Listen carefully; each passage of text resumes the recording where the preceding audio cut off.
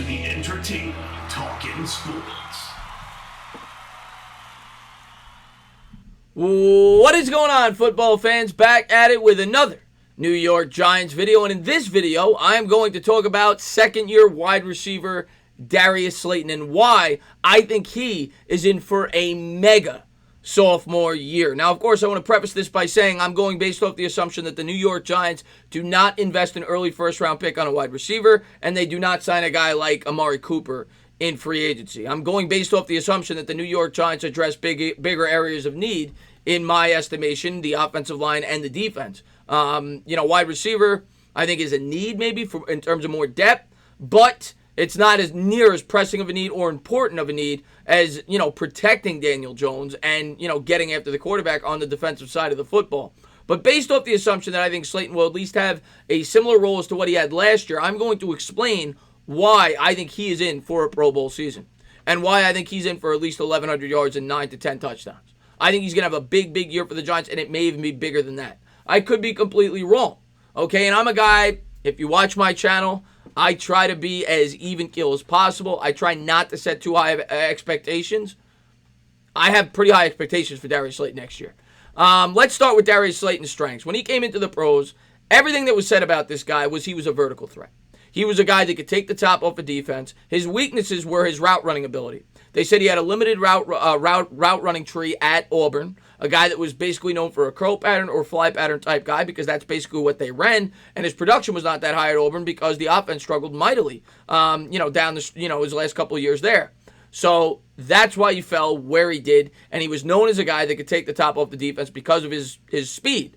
Now, last year, he definitely demonstrated that with the New York Giants. But I'm going to show you guys why I think it could get a lot better. First, let's talk about the offense that he played in. He played in the West Coast-style offense with Pat Shurmur. The West Coast-style offense, in case you do not know, is not a vertical offense. It's an offense that relies on short passing routes, crossing patterns, things like that, which is exactly what Shurmur relied on. It's why we brought in Golden Tate. It's why we signed Sterling Shepard probably to an extension, because those are the types of wide receivers in that type of offense that thrive.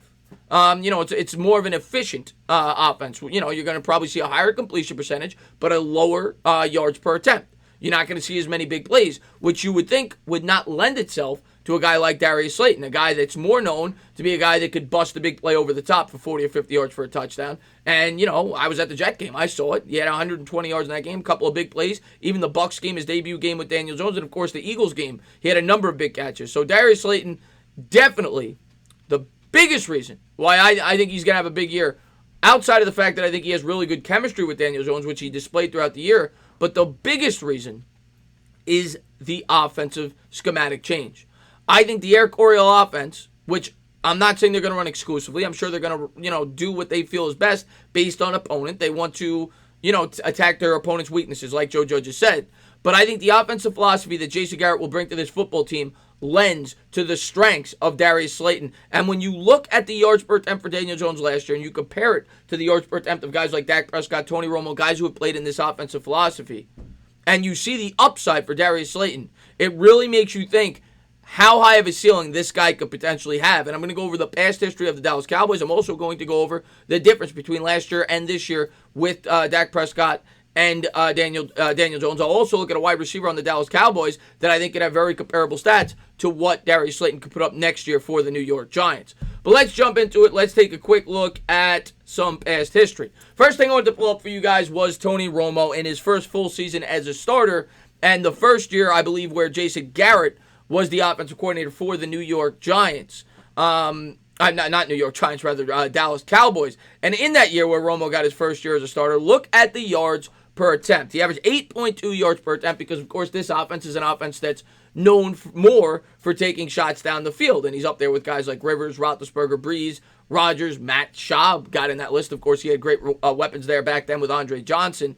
But, yeah, Romo ranked 6th in the entire league at throwing the ball down the field. And Romo is a guy that I often compare to Daniel Jones because Romo didn't have this cannon for an arm, but he played in this offense which took more shots down the field. And what you'll notice is Romo's completion percentage is a little bit lower than some of those quarterbacks. As a matter of fact, all of them, 65, 67, 71, 65, 68, and he was at 63.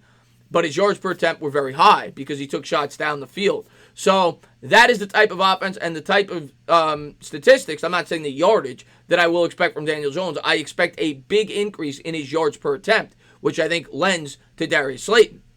Next thing I wanted to show you was this. That year, this might actually have been the next year, but regardless, when Jason Garrett was calling the plays in this offense, 2 out of the top 11 receivers in the league were Dallas Cowboys in terms of yards per attempt. And these guys are not the most talented guys in the world. Miles Austin, went to Monmouth. And obviously he played very well in this offense because it lended to a skill set. He was tall. He was a guy that, could stretch the field on the outside. And the same could be said for Patrick Creighton. Patrick Creighton ranked 6th in the league in yards per attempt. Even though he only had 37 receptions, he had over 600 yards receiving. 622 yards in this offense that year. Miles Austin averaged 16.3, which ranked 11th in the league. So they had 2 of the top 11 receivers that year in terms of yards per catch. Next thing I want to show you is this. This is the stats for Michael Gallop, a wide receiver on the Dallas Cowboys, who obviously played in this type of offense last year. And you look at the leap he had year 1 to year 2, but the yards per catch are there. His yards per catch is actually very similar to Darius Slayton this year in his rookie season in this offense. He averaged 15.4 yards per catch, 507 yards.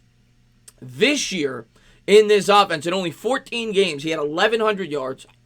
He had 6 touchdowns, but the most impressive stat to me, and the thing that really shows improvement for Slayton, 16.8 yards per attempt. Now, with that 16.8 yards per attempt, look what, I'm sorry, that's Daniel Jones. I wanted to show you, I didn't pull it up, but Dak Prescott averaged 8.2 yards per attempt. In comparison to that, you look at what Daniel Jones averaged last year. He only averaged 6.6 yards per attempt in the Pat Shurmur offense. Because Pat Shurmur's offense, that's not really a knock on Jones. It's more so the offense that he played in. Pat Shurmur's offense lends more to short passing routes, crossing patterns over the middle, things like that, passes up the seam. Not so much the vertical game on the outside, even though we did see instances where he did take shots down the field. I think he's going to take a lot more this year, which I think fits what Darius Slayton does. That's Darius Slayton's biggest strength. So can you imagine if Daniel Jones is able to get that yards per attempt average from 6.6 to say 8.2, which is where Dak Prescott was this year, averaging 1.5 to 1.6 more yards per attempt. Where do you think those yards are going to go when you look at the wide receivers on this team? Golden Tate is not a guy that's going to break big plays. He's a guy that you're going to use up the middle. Sterling Shepard, for the most part, is very similar. Darius Slayton is the home run threat on this football team. And in this offense, I expect him to hit a lot more home runs. Then, remember the yards per attempt that Daniel Jones put up last year. Despite the fact that Daniel Jones only averaged 6.6 yards per attempt in his 12 starts. Now, of course, Slayton had 2 games with Eli Manning, but even Eli Manning didn't have the highest yards per attempt because he was playing in the same offense. Despite the 6.6 yards per attempt in that offense, Darius Slayton averaged 15.4 yards per reception, which still ranked probably in the top 15 or 20 in the league. In this new offense, I expect that number to increase. And let's say he plays all 16 games this year and he gets 60 catches instead of 48, but he averages 18 yards a reception. You're going to see a dramatic increase not just in his yardage, but probably his touchdowns by taking shots down the field. Now, of course, what's going to help this more than anything is going to be an increased ground game with Saquon Barkley and a better offensive line, because if you're able to run the ball, it's going to make the secondary cheat up, and it's going to give the Giants better shots down the field, in the vertical passing game, which is what Jason Garrett was able to accomplish with the Dallas Cowboys throughout his entire tenure there. For the most part, they were always up there, in terms of rushing, and that's what allowed quarterbacks who may not have been the most talented in the world. Tony Romo went undrafted for a reason. Dak Prescott was a 4th quarterback for a reason. Teams passed on these guys because they didn't have the biggest of arms. But when you can run the ball effectively and the defense has to honor that, that's going to allow you to hit big plays over the top. And there's not many receivers in the NFC East that are better big play threats, at least in my opinion, in the vertical passing game than Darius Slayton. I think Darius Slayton fits this offense to a T. I think it's going to be a perfect fit. I think it's going to be a perfect marriage, and I think Darius Slayton is going to take off in his sophomore year for the New York Giants. I think he's going to be a Pro Bowler this year, and I would not be shocked if Darius Slayton leads the NFC East, depending on, who signs what, but is among the leaders in the NFC East in both touchdowns and yards, along with yards per reception. I think he's in for a big year, and I think the Giants offense is going to be a lot more fun to watch and a lot more explosive plays under Jason Garrett. We're going to have to wait and see. As always, guys, if you liked what you watched, please subscribe, drop a comment, maybe give me a little thumbs up. Cheers.